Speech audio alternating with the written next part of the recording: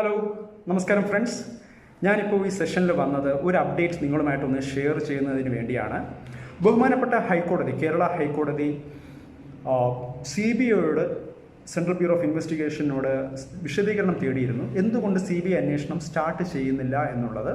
അപ്പോൾ അതിൻ്റെ reply central bureau of investigation ബഹുമാനപ്പെട്ട കോടതിയെ അറിയിച്ചിരിക്കുകയാണ്. എന്തുകൊണ്ടാണ് ഹൈറിച്ച് ഓൺലൈൻ ഷോപ്പിയുടെ കേസ് CBI അന്വേഷണം സ്റ്റാർട്ട് ചെയ്യാത്തതിൻ്റെ റെസ്പോൺസാണ് കൊടുത്തിരിക്കുന്നത്. അപ്പോൾ ഇനി അതിൻ്റെ റെസ്പോൺസിലേക്ക് വരാം. അപ്പോൾ അതിൽ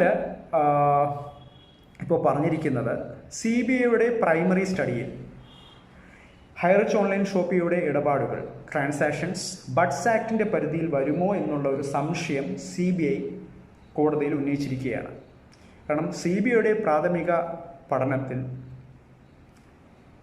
ഹൈറിച്ച് ഓൺലൈൻ ഷോപ്പിയുടെ ട്രാൻസാക്ഷൻസ് അല്ലെങ്കിൽ ബിസിനസ് ബഡ്സ് ആക്ടിൻ്റെ പരിധിയിൽ വരുമോ എന്നുള്ളൊരു വലിയൊരു സംശയമാണ് ഉന്നയിച്ചിരിക്കുന്നത്. ഇത് ഇന്നത്തെ മുഖ്യധാര മാധ്യമങ്ങളിലെല്ലാം ഇത് റിപ്പോർട്ട് ചെയ്തിട്ടുണ്ട്.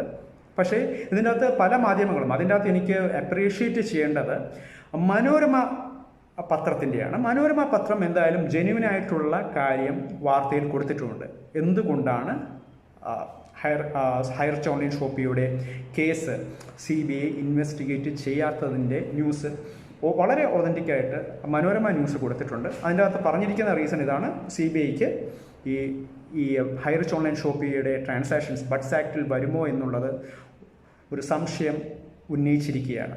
അപ്പോൾ അതിൻ്റെ ബേസിൽ ആണ് അന്വേഷണം സ്റ്റാർട്ട് ചെയ്തത്. അതിന് പുറമെ തന്നെ സെൻട്രൽ ബ്യൂറോ ഓഫ് ഇൻവെസ്റ്റിഗേഷന് ഓൾറെഡി തന്നെ കൊച്ചി ഓഫീസിന് വളരെയധികം ജോലിഭാരം അറ്റ് പ്രസൻറ്റിൽ ഉണ്ട് എന്നുള്ളൊരു റിപ്ലൈയും കൂടി കൊടുത്തിട്ടുണ്ട്.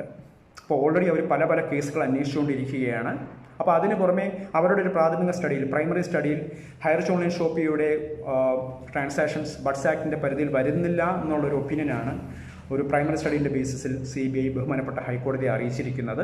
പക്ഷേ ബാക്കിയുള്ള പത്രങ്ങളിലും വാർത്തകളിലെല്ലാം ഈ ജോലി ഭാരത്തിൻ്റെയും അതുപോലെ അസൗകര്യത്തിൻ്റെ കാര്യങ്ങളൊക്കെയാണ് പരാമർശിച്ചിരിക്കുന്നത്.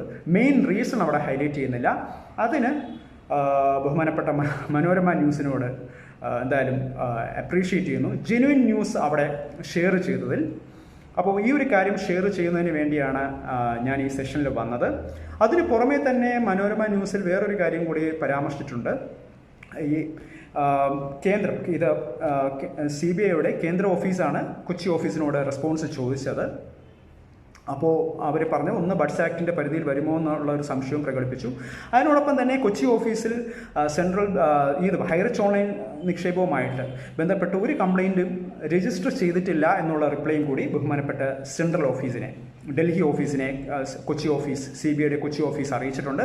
അപ്പോൾ CBIയുടെ ഡൽഹി ഓഫീസാണ് ഇപ്പോൾ ബഹുമാനപ്പെട്ട കേരള ഹൈക്കോടതിയെ ഈ ഒരു അപ്ഡേറ്റ് അറിയിച്ചിരിക്കുന്നത്. അതുകൊണ്ടാണ് CBI അന്വേഷണം സ്റ്റാർട്ട് ചെയ്യാത്തത്. ഇനിയിപ്പോൾ CBI അന്വേഷണം ഇനി അങ്ങനെ സ്റ്റാർട്ട് ചെയ്യണമെങ്കിൽ സെൻട്രൽ ഗവൺമെൻറ്റിൻ്റെ വിജ്ഞാപനം വേണം. നോട്ടിഫിക്കേഷൻ അല്ലെങ്കിൽ അനൗൺസ്മെൻറ്റ് ഉണ്ടെങ്കിൽ, ഓർഡർ ഉണ്ടെങ്കിൽ മാത്രമേ ഇൻവെസ്റ്റിഗേഷൻ സ്റ്റാർട്ട് ചെയ്യത്തുള്ളൂ. നമ്മുടെ മുൻ സെഷനിൽ, ബഡ്സ് ആക്ടിൻ്റെ സെഷനിൽ ഞാൻ ഇതിനെക്കുറിച്ച് ഡിസ്കസ് ചെയ്തിരുന്നു. ഇപ്പോൾ സംസ്ഥാന സർക്കാർ, ഇപ്പോൾ കേന്ദ്രത്തിന്, സംസ്ഥാന സർക്കാരിൻ്റെ കൺസെൻറ്റോടുകൂടി കോമ്പറ്റൻ്റ് അതോറിറ്റി ഇപ്പോൾ സെൻട്രൽ ഗവൺമെൻറ്റിന് ആപ്ലിക്കേഷൻ കൊടുക്കുമ്പോൾ സെൻട്രൽ ഗവൺമെൻറ്റും ഒരു സ്റ്റഡി നടത്തും. അത് നടത്തിയതിന് ശേഷമാണ് CBIക്ക് കൈമാറുന്നത്. അപ്പോൾ CBIക്കും അത് പഠനത്തിന് ശേഷം അത് ജെന്യുവിൻ ആണെങ്കിൽ തോന്നിയാൽ മാത്രമേ ഇൻവെസ്റ്റിഗേഷൻ സ്റ്റാർട്ട് ആകത്തുള്ളൂ. അപ്പോൾ ഈ ഒരു കേസിൽ ഇപ്പോൾ എന്തായാലും CBI തന്നെ, ബഹുമാനപ്പെട്ട CBI central bureau of investigation തന്നെ അതിൻ്റെ റിപ്ലൈ കൊടുത്തിട്ടുണ്ട്. കാരണം അവരുടെ പ്രൈമറി സ്റ്റഡിയിൽ ഹൈറിച്ച് ഓൺലൈൻ ഷോപ്പിയുടെ ട്രാൻസാക്ഷൻ ബഡ്സ് ആക്ടിൻ്റെ പരിധിയിൽ വരുന്നില്ല എന്നുള്ള ഒരു സംശയമാണ് രേഖപ്പെടുത്തിയിരിക്കുന്നത്. അതുകൊണ്ട് ഇൻവെസ്റ്റിഗേഷൻ സ്റ്റാർട്ട് ചെയ്യാൻ സാധിക്കത്തില്ല എന്നുള്ള റിപ്ലൈ ആണ് ബഹുമാനപ്പെട്ട കേരള ഹൈക്കോടതിയെ അറിയിച്ചിരിക്കുന്നത്.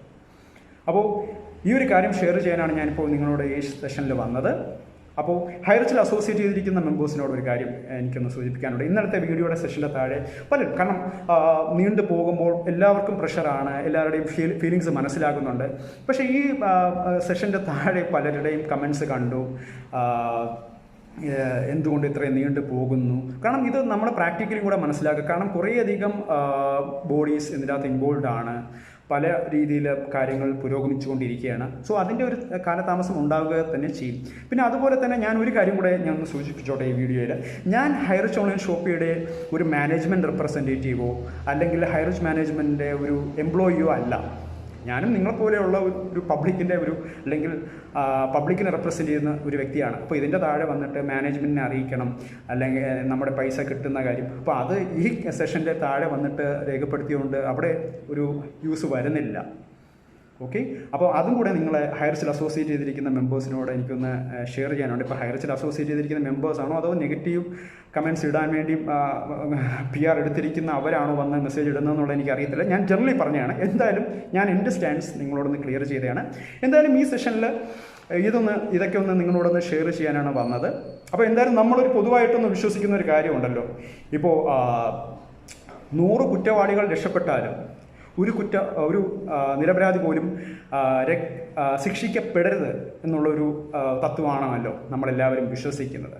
അപ്പോൾ ഡെഫിനറ്റ്ലി ഞാൻ ആസ് യൂഷ്വൽ പറയുന്ന പോലെ ഹോപ്പ് ഫോർ ദ ബെസ്റ്റ്. കാരണം ഇപ്പോൾ ഹൈറിച്ച് ഓൺലൈൻ ഷോപ്പിൽ ഇപ്പോൾ ലീഗലൈസ്ഡാണ്, ബാക്കിയുള്ള കാര്യങ്ങളെല്ലാം പെർഫെക്റ്റ് ആണെങ്കിൽ ഉറപ്പായിട്ടും ഹൈറിച്ച് ഓൺലൈൻ ഷോപ്പിയെ പോലെ ഒരു കമ്പനി ഇവിടെ ആവശ്യമാണ്. അത് ഞാൻ മുൻ വീഡിയോകളിൽ ഞാൻ പറഞ്ഞിട്ടുണ്ട്. കാരണം ഇവിടെ എല്ലാം സർക്കാരിന് സൊല്യൂഷൻ ഉണ്ടാക്കാൻ പറ്റത്തില്ല. ഇപ്പോൾ തൊഴിലാണെങ്കിലും എംപ്ലോയ്മെൻ്റ് ആണെങ്കിലും അതുപോലെ തന്നെ ബാക്കി ഒരു ഓപ്പർച്യൂണിറ്റി, ഒരു സോഴ്സ് ഓഫ് ഇൻകം ഉണ്ടാക്കുന്ന ഒരു ഓപ്പർച്യൂണിറ്റി, അത് എല്ലാം സർക്കാരിൻ്റെ ഒരു ബാധ്യതയല്ല. അപ്പം ഇതുപോലുള്ള ഇപ്പം ഹൈറിച്ച് ഓൺലൈൻ ഷോപ്പിൽ മാത്രമല്ല, ഇതുമായിട്ട് ഇപ്പം ഇതിപ്പോൾ ലീഗലാണെങ്കിൽ ഡെഫിനറ്റ്ലി ഇതുപോലുള്ള കമ്പനീസ് ഇനിയും നമ്മുടെ സൊസൈറ്റിയിലേക്ക് വരണം. കാരണം കുറേ പ്രോബ്ലംസിന് ആൻസേഴ്സ് കൊടുക്കാൻ വേണ്ടി സാധിക്കുന്ന ഒരു ഇതാണ്.